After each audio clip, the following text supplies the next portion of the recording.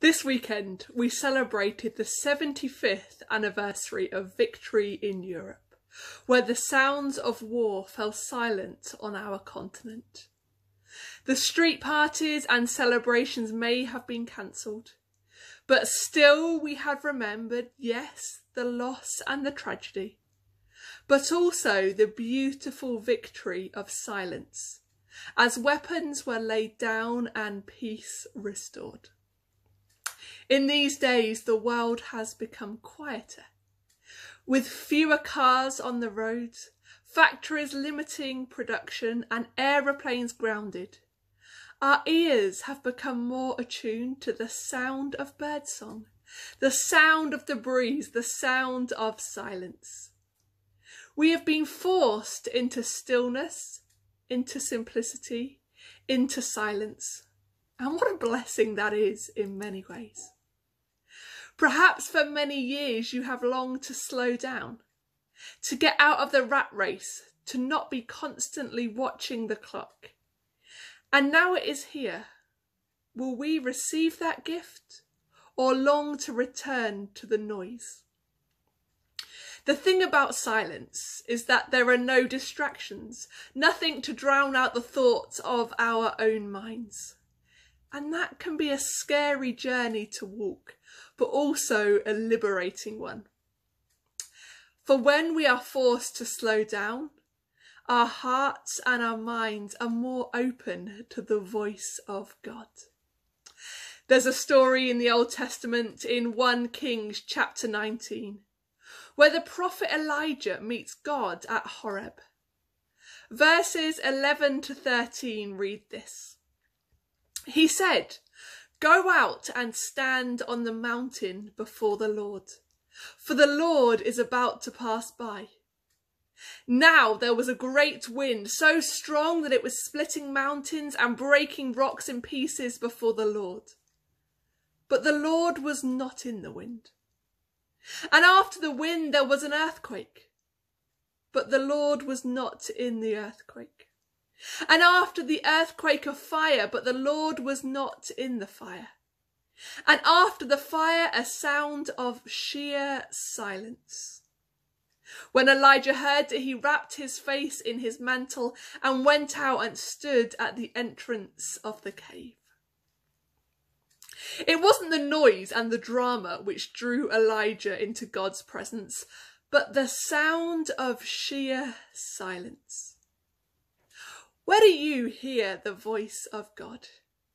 Is it through scripture, through the sound of music, through the words of others, through your circumstances?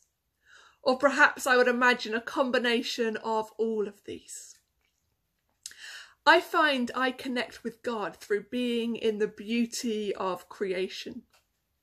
The sounds of lapping waves, birdsong, and the pitter-patter of rain. But even when there is no sound at all, God's voice breaks through. Mother Teresa said, "Listen in silence, because if your heart is full of other things, you cannot hear the voice of God." When we remove the distractions and noise of everyday life in our hurried world, our ears can become attuned to what God is saying. As we slow down, take a breath and quieten ourselves, our ears open to the still small voice of God. In Luke chapter 5 verse 16 we read, Jesus often went to quiet places and prayed. The Son of God knew the value of walking away from the hubbub, the rush and the chaos to spend time with his Father. In the quietness and the isolation, he could be restored and refreshed through spending time with God. If Jesus himself needed that space and that silence, then how much more do we need it? We may never have chosen this time of forced isolation and stillness, but it gives us a perfect opportunity to listen to the sound of sheer silence and hear God's voice speak to us today, reminding us of who we are and whose we are.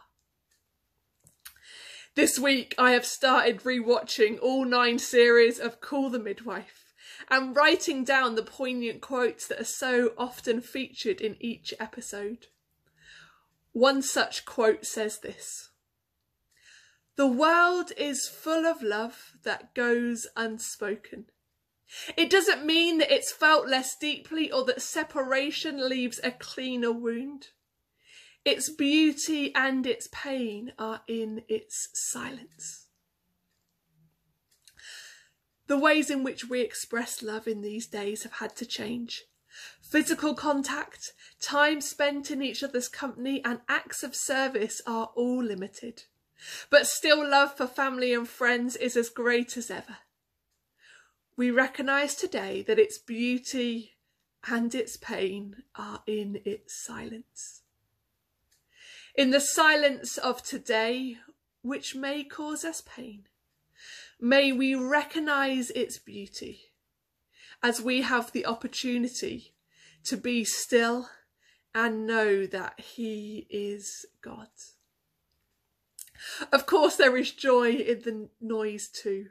The laughter of children, the cheers at a football stadium, the surround sound of a film at the cinema. And many of us miss the joy of singing together songs of praise to God. But without the sound, in the silence, God is still present and we can still worship Him. There's a beautiful song by Matt Redman which expresses this. "When the music fades, all is stripped away, and I simply come, longing just to bring something that's of worth that will bless your heart. I'll bring you more than a song, for a song in itself is not what you have required. You search much deeper within through the way things appear. You're looking into my heart. I'm coming back to the heart of worship, and it's all about you. All about you, Jesus. I'm sorry, Lord, for the thing I've made it, when it's all about you. All about you, Jesus." In the simplicity and silence of these days, when all is stripped away, we discover what the essence of our existence is. What does it mean to be alive? Who are we when we are not defined by what we do? How can we simply be? I pray that in the quietness, as you open your ears to the sound of sheer silence, you will hear God's voice affirming who you are and what you are called to be.